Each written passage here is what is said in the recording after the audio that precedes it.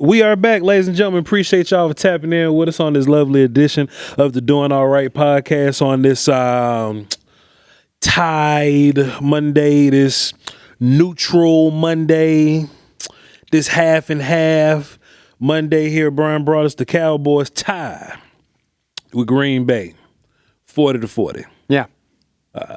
Before we get into the analysis, Bryan, what is a tie? Well, in a tie, that situation, really, it's funny because I kind of look at things as drafting in order. So you really didn't help yourself, but you really didn't hurt yourself either. So, that's really kind of always look at it as how that goes. It could play a factor later in the season, though, when you're starting to get into the playoff situations, if your team gets there where that tie could actually be the difference of you getting in or not getting in. So, we'll see how it plays. But I haven't been part of many ties. I was part of a tie in college against Tennessee, a 24-24 tie. Yeah.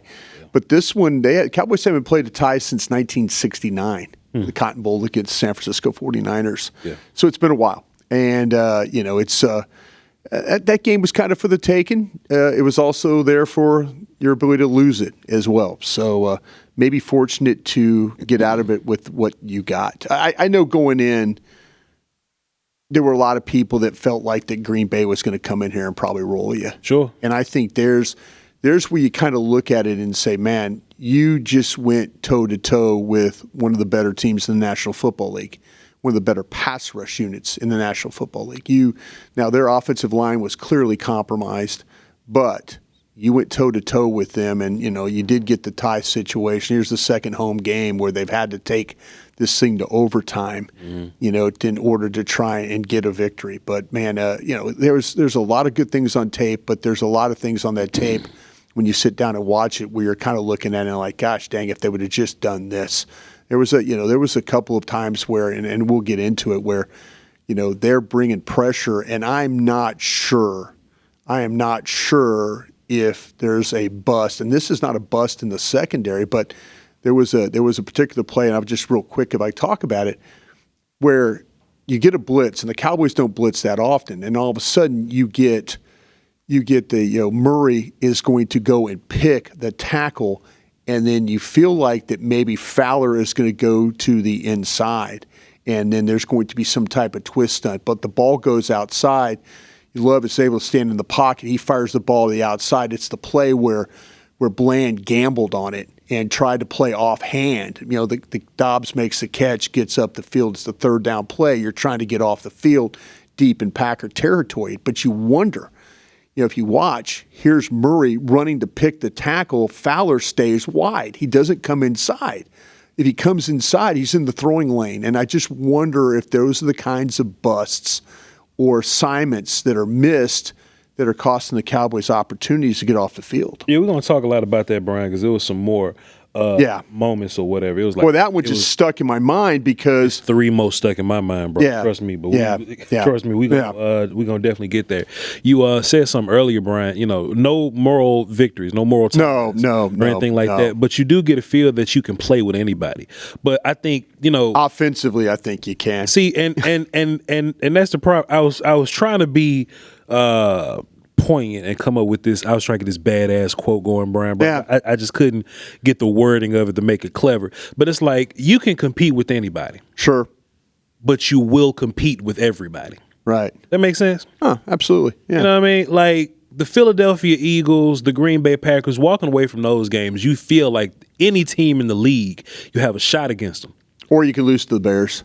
But every team in the league got a shot against you, bro. Yeah, absolutely. If you look at the Bears, you look at the Giants game, Bryan Broaddus. So, I mean, I'm looking at the Cowboys defense like, man, if you could just find a way to force 3 more punts. You don't have to be some shutdown defense. You ain't got to be Ravens, Bears, Buccaneers. You ain't got to be historically nothing. Let this offense be record-setting, historic, putting up 40 points. Like, let this offense do that. Find a way to get by 2 or 3 stops and just win ball games, Bryan Broaddus. Going into this game, Bryan, I'm sort of a homer.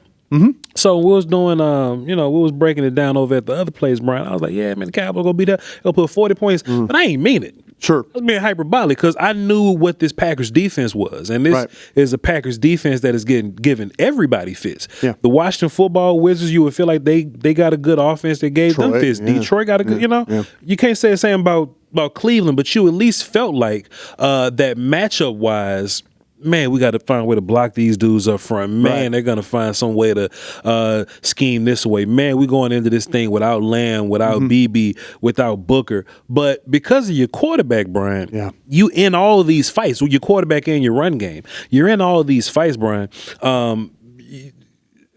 We'll just jump right into it here, Brian. What did you make of? Let me.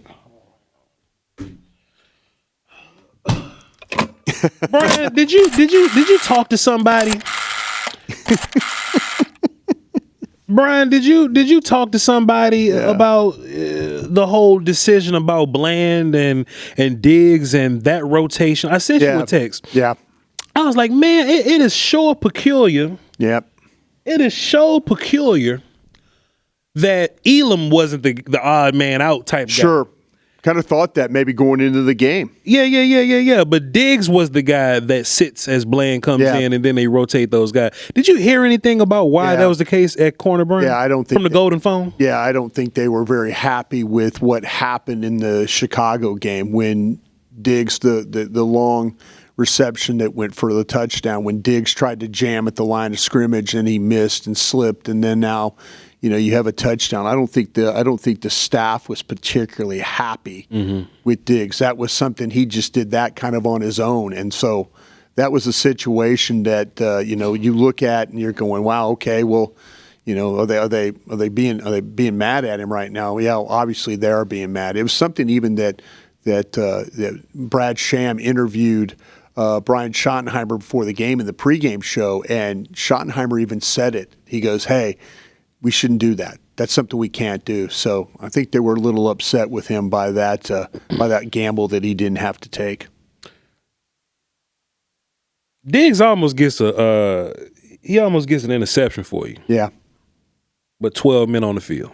It was tough. Sam almost gets a sack on third down. Face mask, hands to the face. You also had holding on the play by holding. Yeah, by Diggs. Leofold damn near knocks the man out 30 seconds after he touches the damn play is over, Brian. Drops or whatever.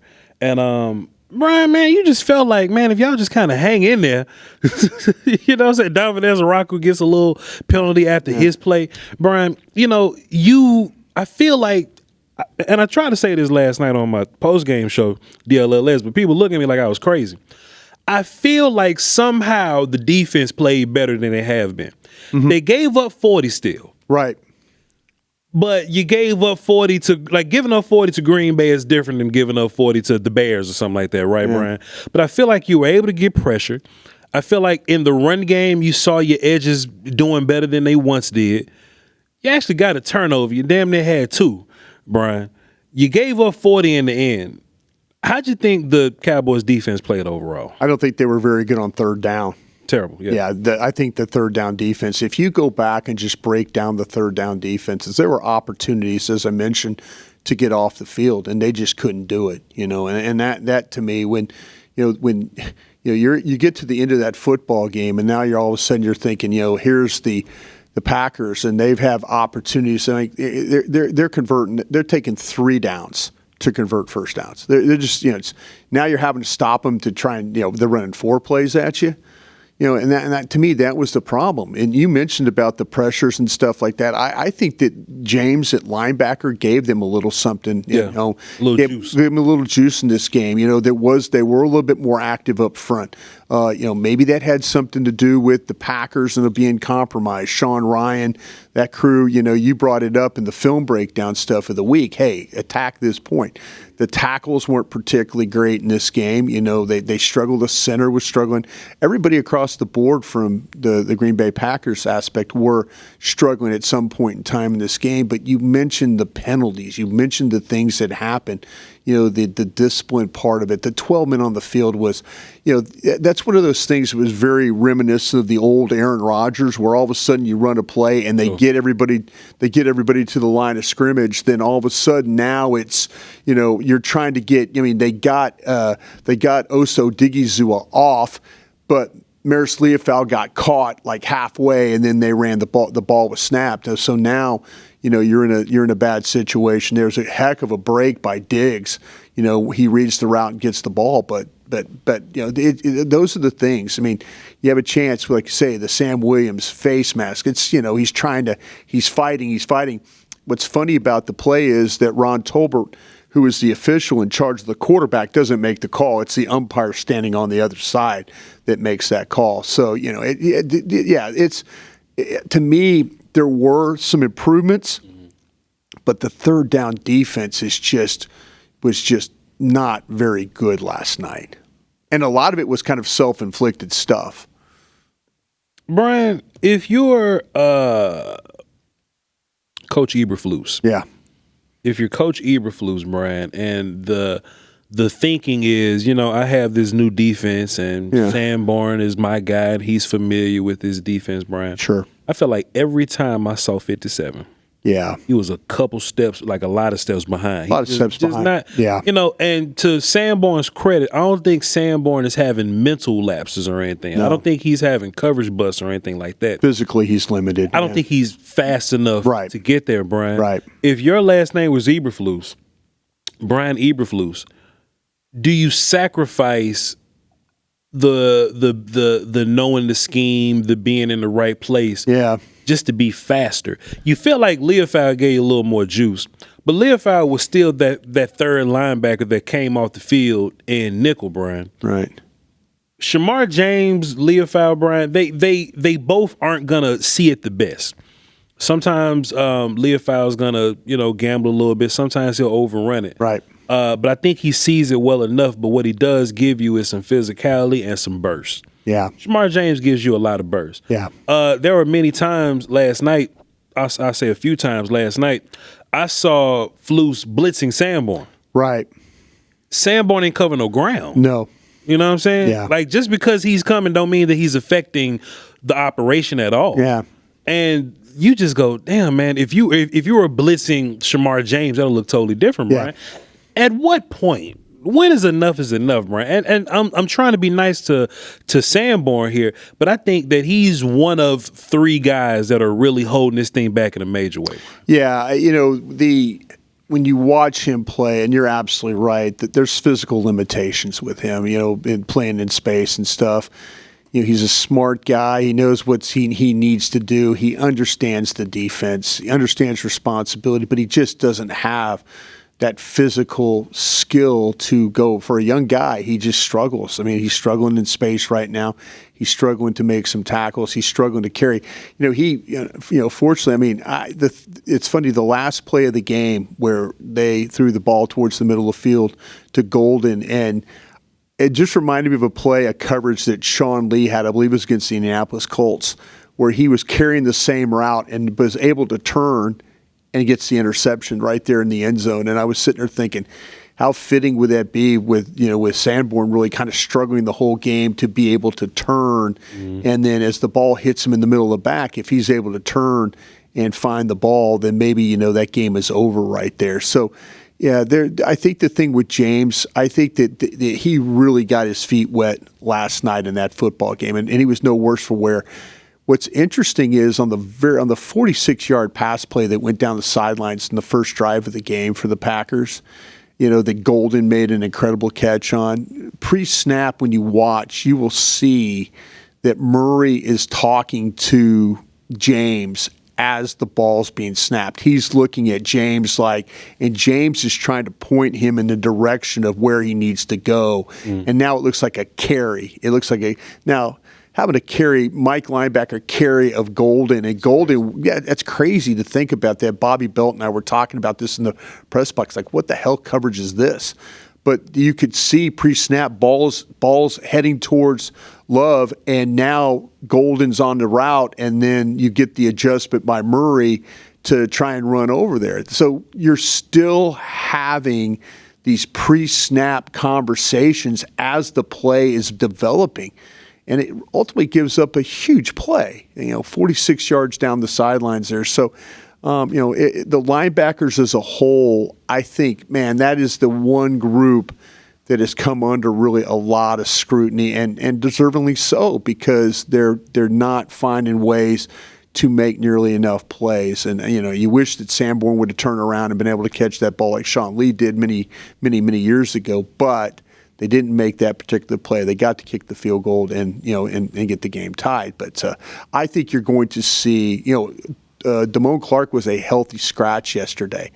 I wonder if that is going to be a permanent thing, and then we're going to see more James playing in these football games. James Houston, Donovan Ezeiruaku, and Jadeveon Clowney were your better ends yesterday, bro. Yeah.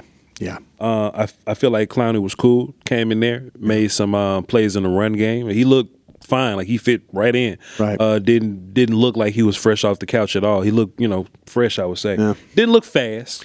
Yeah. Didn't look. It was one of the plays. He was at the end. Yeah. Like something went outside on him. I was like, man, I just remember Micah like turning haul ass over. Right, run over and get the play. Clowney ain't gonna do that. No. But if it's relatively within C gap somewhere, I think Clowney's good to go there. But Donovan Ezeiruaku made some plays in the run game, Brian. Right.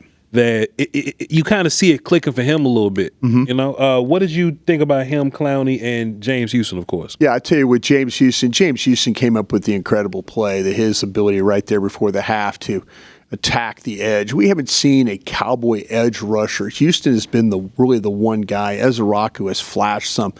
But to win with first step quickness and then be able to flatten it, and then, as Love is he's getting the ball in position to fire that thing down the field. And Houston just happens to kind of reach back with his left hand and knock it free, and then he's able to fall on the ball. But that's just a great rush by him, winning with first step quickness, being able to be explosive. We've asked that. Where is that? Where's that first step? Where is it gaining direction? Where is it gaining ground? How are you getting under these blockers? They did a good job on some of those pass rushes, some of those pressures where they were able to win. There has been too many times where we've seen this team, the first 3 weeks of the season, we talk about taking rushers down there or taking blockers down the middle, not winning with first steps. Yesterday was a little bit better of that. I think, to me, when you start to talk about with Clowney and stuff like that, I think that he is I don't know if he's necessarily still a right side player. And when I say a right side player, is a guy that I'm talking about that has that explosiveness, but playing the run, things like that, I think, to me, that's kind of where he needs to live. But he didn't, like I say, for the plays that he played, there wasn't anything glaring where you're saying, oh my gosh, he's laboring, he's having problems. And, he's just an older guy, and he's not going to make those range plays that he once did. Did you get a good feel for Mozzie and how he played? I saw him out there. Jay Toia was inactive for another week. I don't know if I'm feeling that all that great. I didn't see Jay Toia have a bad game that would warrant him to be inactive. I'm with you on this. In my mind, if the young man, it's already hard. It's hard for these young guys to go out there and have a spot, claim a spot, keep a spot. But he makes a team and he goes out there and plays well, Brian. I just don't like that Jay Toia didn't earn his demotion. Yeah. Like he played fine. Mozzie's in the game. Right. Not really seeing him, not really noticing him. I guess that's cool. He had the one tackle. The ball was like it's thrown into the flat like a screen over there, and it gets spilled back to the inside. He gets over there. But yeah, the thing about it is, I agree with you about JT. Me personally, though, I put JT back in there because I think JT is going to make, and this is going to sound strange for a 340-pound guy, but he is going to make more range plays than Mozzie Smith. I know Mozzie. He has juice also. Yeah, Mozzie was able to get over. The ball came back to the inside. He was able to hustle over. Good by him. But there was a couple of different times where, like I say, you watch him, it's the rush down the middle. It's really not pushing the pocket. He's really not getting much out of it, where JT was a guy that you kind of felt like had a little power to him, was able to push the pocket a little better, and the guys were able to work next to him pretty well. Did anybody tell you anything about Hooker and his toe situation? Is it like a mild? I seen some people say, "Oh, it's a toe. He'll be fine in a week." Yeah. I seen some people say, "Hey, it's a toe. It's gonna last a long time." Have you heard anything? From your phone? And I'll tell you what. It's usually when this happens, it's going to be the MRI situation is what we're looking at right now. I mean, you can watch the play that it happened. The pass is going down the left sidelines. It would be to his right, and you could see him playing as a single high safety in the middle of the field. And all of a sudden, when he plants and then drives, he immediately starts hopping. You're going to see this very much has I think he might have sprained his toe, or you might be in a turf toe situation, much like what Joe Burrow's dealing with right now. This could be a significant injury with the way he was kind of hopping around, the way and the fact that he didn't come back into the game. And what was really interesting is how they were playing the safeties. You know, if you look at the very end, that very final play we talked about where Sanborn got hit in the back with the ball, Bell was on the field, and so was Thomas. We've kind of talked about that, you know, for how that was going to play. But this injury, like I say, with Hooker, when he planted, he just immediately stopped and started hopping towards the sidelines. This one might be significant. Seems like they are willing to make changes, Bryan Broaddus, and I can pat them on the back for that. Yeah, well, they got to do something, right? Because your defense look crazy out here. Right. You know? I can only imagine if they make a couple more, you know, tweaks and adjustments. Yeah. It ain't got to be nothing big. Losing Sanborn, I would say is the big last piece in the way. But I don't know, maybe Overshown coming back could do that. I don't know, but I think James played well enough, and I think Leofau had his handful of issues, but I think he did give you a good bit of energy. Yeah, what you miss with this defense is there were opportunities in this game where it opened up and you're able to get pressure, but you missed closing pressure. You missed that. Where Overshown is that guy, they just do not. And maybe, like I say, James had a couple of rushes where his guy was his back stayed in to block, and he read it a little late, and then he's got to attack that. That's something that'll probably come with a little bit more experience. That was something you and I saw him at Florida. You know, maybe not the most instinctual player, but the blitzing aspect, the attacking of the pocket, they just have not been able to have a guy that can really, really close. And just like I say, that Overshown, when it's a pressure and he's on it and he's running, it's hard for these ball carriers to get away from him. It's hard for these quarterbacks to get away from him. So they just don't have that right now. But they did a lot more with some of their pressure when it came to the blitzings, some simulated pressure, showing like they were going to blitz, step up, then back out, and then bring some other pressure. I saw Sam Williams drop 2-3 different times in this football game. You think, oh, Sam Williams, he's your rusher. But then they brought some other pressure from the other side, kind of that fire zone stuff that we've seen in the past. Let's add some positives to the party. Bryan Broaddus. The Cowboys' offense looks smooth. Yeah, smooth, Bryan. I saw some criticisms online, and you know I'm ready to cuss people out on social media. Sure. Some people feel like the Cowboys started the game nervous, scared, timid, how they were calling plays. Yeah, John Owning was talking about that. I know I saw a tweet of him that they were really scared of the pass rush for the. Honestly, Bryan, I don't see it that way. I see it as two things. I see it as let's see what we can get away with. Let's figure something out. Let's see how they react to us doing stuff. And the Cowboys, they ran the ball 3 times, but it was 3 different looks. And the Packers adjusted 3 different times or whatever. So I just wonder if that carries over later in the game. I don't mind you. It's bad because your defense is horrid. I don't mind you kind of taking a drive to see what the business is. And then after that drive, your foot is on the gas for the whole rest of the game. I don't mind that.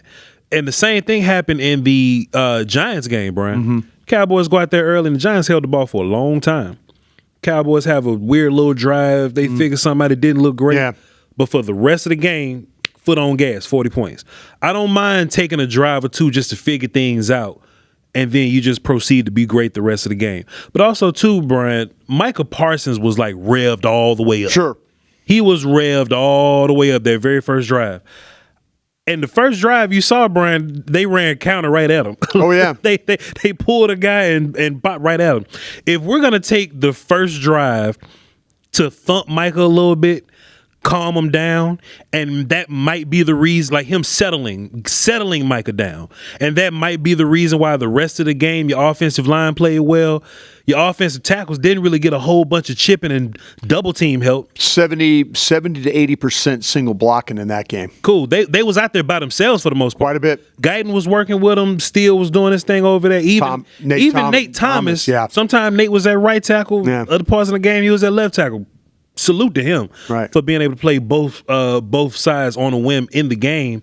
Brian, I don't think the Cowboys were scared. It's not ideal to go out there and not score, but I think they were trying to figure some things out, and I think cooling Micah Parsons off, I don't think that was a bad idea, Brian. No, to me, I disagree. Please. I disagree because I kind of feel like, though, the first drive, they had an idea what they wanted to do. The problem is these Green Bay linebackers are pretty damn good, and all of a sudden you got Walker and those guys flying, and they couldn't get where in the past we've seen them get guys up. We've seen BB get second level. We've seen Booker get second level. We've seen push. They didn't block Walker at all that first drive, and there were a couple times where, TJ Bass, he's trying to and he goes stumbling out and falls on the ground, and now Walker's all over the ball. But what they did to Micah was what you and I had talked about. It was chip him, run at him, do things to make him have to defend blocks all day. There was one time where early in the game they brought Ferguson across and he's going to hit Micah, but all of a sudden he trips on Hoffman's foot or Smith's foot, and he trips and he falls, and I'm thinking, oh, he's going to try and cut Micah. When I first saw the play, no, he just tripped. They were going to block. Out there. But to me, like I said, the feeling out part of it was they had a good plan, and as it kind of wore on, I think they got to that. Well, damn, our tackles can hold up. We're going to be okay here. Hey, listen, when you watch the game, there are going to be some pressures from Guyton. There are going to be some pressures from Steele. Sure. There are going to be some pressures from Hoffman, the center. You can live with that, though, right? Yeah, no, you can live with it. I mean, this is, if you're going to drop back and throw it. Yeah. But, to me, they were in a situation where I felt like they could have got to that earlier. I mean, it took them almost to half into the half before they started kind of saying, oh, okay, we could do some things here. We can make some things happen here. Oh, I get it. We're going to be able to do this. So I wish they would have gotten to it a little bit earlier. You're right. Micah was revved up for the game, but I thought the early plan was okay, what happened is they stopped really double teaming him. They just said, okay, we'll single this thing up. They were blocking. They were doubling inside. The backs were, checking. They got in far less 12 personnel group and tried to do some things that way. So, man, I wish that after that first drive, it had been okay, maybe we're going to be okay here. Let's see. Let's try and be a little bit more aggressive with some of the stuff we're going to do. I think the only part that makes it unfortunate is that your defense is terrible. Yeah. You know what I mean? Look, that's the only pushback that I'll give myself on that. Hey, look. Yeah. By the time you up here trying to figure something out, you down 14. Oh no, that's what I'm saying. It was 13-0, and you're going, this has got a chance looking like that playoff game a couple of years ago. Sure. And we've talked about this before on this show, is that sometimes you get Matt LaFleur through his first 15, and then all of a sudden their offense comes back to well, okay, maybe we're not as successful. Mm-hmm. If they would have gotten more pressure in this game, and again, I'm going back defensively. Sure. They would have affected this guy a lot more. I think they would have affected him a lot more on third down. Third down was way too easy. But offensively for the Cowboys, I kind of felt that feeling out period, it was good. But, man, it didn't – it should have happened quicker. It should have happened once they figured out, okay, we could block these guys. We could block this front. We can Gary did nothing in this game. Sure did. Gary did nothing. 4 tackles – no pressures, no sacks, of course. Micah, hell, he didn't have anything until the very end of that game. They did a great job of kind of working against these guys and kind of controlling that pressure. I just wish they would have got to it, their offense a little bit quicker. The middle eight was much better this week. Yeah. Now the coming out of it, second half you want to be much better. Yeah. But going into the half, I actually talked about it, Bryan. You had a bad drop. The Pickens drop was bad. Pretty bad, pretty terrible. Yeah. I talked about it earlier this week, Bryan, that sometimes, Bryan, that this offense can get 2 tries in that 4 minutes going into the half, Bryan Broaddus. The James Houston turnover. Huge. Fantastic, timely. And you just never know when those are going to happen. Right. And look, even whether it be that, it could have been a pick in the middle of the field, like right around the 50. That's still field goal range. You know what I'm saying? Right. But the Cowboys been able to drive, get the score, get the turnover, and immediately get back into the end zone, Bryan. I think that's a massive reason why. I mean, the damn game was 13 going into the half or whatever? Yeah, 16-13. Yeah. That was massive, Bryan. Yeah. Massive. So shouts out to Dak and the offense and being better at that. And so now you just need them to get better at getting the ball on the second side. I don't know what it is about the third quarter, Bryan. The offense bends a little bit, and then the other team get the ball and they have a long drive and kill clock or whatever. Shotty got to figure that out. I ain't trying to beat up on Shotty neither because I think Shotty called a fantastic game. But Pickens, Bryan, as we wrap this thing up. Yeah. Pickens gave us the wide receiver 1 game. Yeah, he did. And, they needed. I'll tell you, give the Cowboys receivers, we talked about this. This is something why you should listen to these shows. Damn straight. Because the Cowboys this game was going to hinge on a couple of things. Could you protect your front? And could these Cowboys receivers win when there's potential pressure from the front? And they were able to win. I thought that, you look at Tolbert, he's been kind of much maligned in the way he's played. I thought he showed up. Turpin couldn't have shown up any bigger than he did in that football game. For sure. You look at the plays he made. You make the catch he made, dragging his toes. What a hell of a throw by Prescott. Hoffman gets beat off the snap. Now he's having to throw the ball over the top of the rusher, and he's able to get it to the outside. That is a tough throw. What makes that throw so difficult is that Turpin's 5'7". He's tiny. You only got this much room. Yeah, that is a tiny receiver out there trying to catch that football. And the fact that Turpin was able to lay out and drag his toes, it was a beautiful route. Him going, and making that play. So yeah, you got wide receiver 1 play from Pickens. You really, really did. Late in the game, that touchdown he had when it's a simple out route and he catches it and just navigates his way through and then fights his way. Him going up before the half and getting the football. They're getting, Evan Williams, the safety, is running full speed. He's tracking the ball. He's able to make the reception, gets both feet down, gives you an opportunity to get the touchdown right there. So he played at a level of wide receiver 1. It's unfortunate he had that slant that was dropped because that right there, that's going to keep your sticks moving. That's going to be a big, big gain right there. And they're going to be able to kind of just maybe kill some clock, maybe get into field goal range, maybe you get points out of all that. That was just really the one blemish that he had in that football game because that's a ball he absolutely knows he has to catch. And Dak put it right on him. But overall, I'd have to say that the wide receivers as a whole, even Flanoy got involved. A couple of his catches resulted in first downs. So as a whole, if that wide receiver group plays like that with Lamb being out, they're going to be able to put points up like they did yesterday. Javonte Williams is just a gift to keep on giving, huh, Bryan Broaddus? Yeah, he really is. Miles went down with an ankle. He says he's fine, but chill out. We'll see.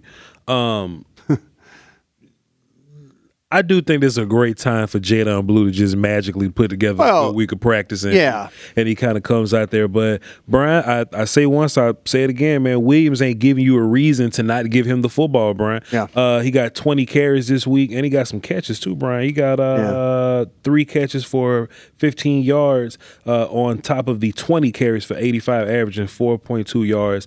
And then he was the wildcat quarterback on the goal line, Brian. I saw Dak over there. I said, what the hell going on? Yeah. And he took the snap and he ran right up in there. Javonte Williams has just impressed me, Brian. Yeah, and you mentioned the wildcat, which is really, we talk about shoddy and some creativity. They go unbalanced line. They take Guyton and move him to the opposite side, so he's really like the second tight end next to Ferguson. And so all of a sudden, you get a really good block, you get a couple of good blocks up front, and then Williams is able just to power his way into the end zone. But really nice design. You mentioned Dak goes far left. They reduce Schoonmaker's the tight end to the left next to Smith, but they go that unbalanced line. And Green Bay was really kind of like, whoa, what's going on here? And they were able to snap the ball and make the play. But Williams' toughness running the football, very early in that game, it was really some tough sledding with the way that the Cowboys – you're going to struggle with some of these second-level blocks. You're not going to get, there's going to be disadvantages playing with Hoffman. And I mean this as not a slam at him, but he just doesn't get to the second level. Bass didn't get to the second level. Now, Bass is a couple of times where Micah Parsons came down inside on him, and Bass was able to hold his own, and then the ball gets out. So some of the pass protection stuff was really, really good. But overall, the offensive line just did not kill you in this football game against a very, very good front. They were able to give Dak Prescott. There were a couple of times where pressure was there, and Dak stood there and made a great throw. Maybe one of the best games he's had. I was worried coming into this game, Voch, a little bit about Dak maybe getting fooled on some coverage stuff like that. But Jeff Hafley, the defensive coordinator from the Packers, he had his hands full with Dak Prescott last night. Brian, you said you wanted to ask me something off air, and I was like, sure, we'll save for the end of the situation there. So apparently Brian got something for us there. Brian, what you got? Well, I got a question for you for the day here. Yes, sir. I got a question for you for the day here. And this question is, on the 4th and 4 at the Green Bay 4 in overtime, would you have considered going for that? And I'll say this to you on this, okay? Mm-hmm. The analytics folks say to go for it at 76% clip. Yeah. The analytics people also kick the field goal is at 62%. Knowing what you knew about your defense, should you have tried to score the touchdown there? Man, Brian. 4th and 4 from the Green Bay 4. And I don't like the sequence. Now, we talk about Shoddy. Let me say this. Shoddy needs to learn how to run the ball twice on 3rd and 2. Yeah. He needs to learn how to run the ball right there. Yeah. If he's in those situations, I might have run it all 4 times. Just run it and just trust Javonte Williams, your offensive line versus their defense that hadn't stopped. You had a 1-yard gain, and then you get another 1-yard gain and you win that. Yeah. I'm a coward. Uh-huh. Your defense is terrible. Mm-hmm. The correct answer is go for it and take the points. But in real life, it'll be the same result because your defense is terrible. Right. They'll just drive down and kick the field goal and just get whatever they need. Right. So in my mind, it's better to be safe because that Green Bay defense is still top tier elite. We just whooping their ass right now. But if they're driving down, your defense is terrible, by the way. If they're driving down and they need 3, then they'll drive and they'll get 3. But your defense is so terrible that if Green Bay needed 7, I'm so confident that Green Bay will drive down and get 7 regardless. So I think you did the right thing by your defense being so terrible. Take the safe points, which is the Brandon Aubrey 3, as opposed to taking a chance to try to go up by 7 because they don't get 7 and 3, whatever. Second half, it was a disaster when it came to trying to stop Green Bay. I thought Dallas's defense played better in the first half. We were able to get some punts, able to get off the field, but man, the third down stuff was bad. But the fact that it was like touchdown, and then field goal, I think that tells you a lot right there. Me personally, I think I would have gone for it right there. I'm gonna take a chance that they're not going to get a touchdown. The field goal beats me.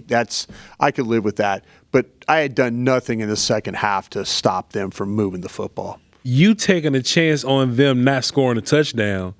You've been doing that all game. No, they didn't. They did on the final. I mean, they threw to the end zone. And they had one more play. And if the clock operator would have just home field, that, by the way, that's some bullshit. I don't mean to cuss, but that's some bullshit. This your show. Yeah, that is some bullshit right there. Yeah. Home clock operator.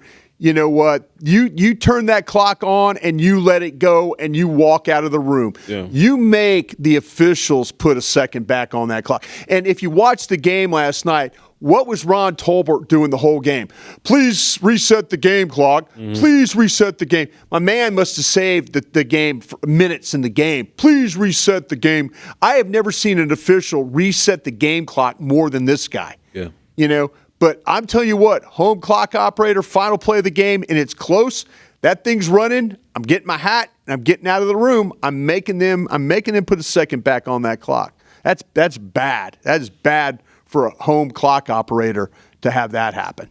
That is terrible, Mr. Wolf, but 40-40, huh? How about a tie? 40-40. As I look at my clock operator here, Bryan Broaddus, we gonna keep breaking this thing down all week. I'm gonna go home and stay up all night to have some film for y'all tomorrow, Bryan Broaddus. We're gonna do our thing and do our typical breakdown this week. Might have a change or two this week and next week, but y'all just please stay posted. Keep doing what y'all doing. Be sure to follow Crown Global on all of his platforms. But we got a surprise for y'all. Yeah, this week. Mm-hmm. Don't ask me what day of the week it's going to be. I just know it's going to be this week somewhere. Mm-hmm. I'm going to add to the outro. If you look at the link in the description, you click on this, and it'll take you to a website, where you can get your Crown Global and doing all right stuff, half zips, shirts, hoodies, polos, hats, stickers. So I keep saying, hey y'all, one day we're gonna have a link for you.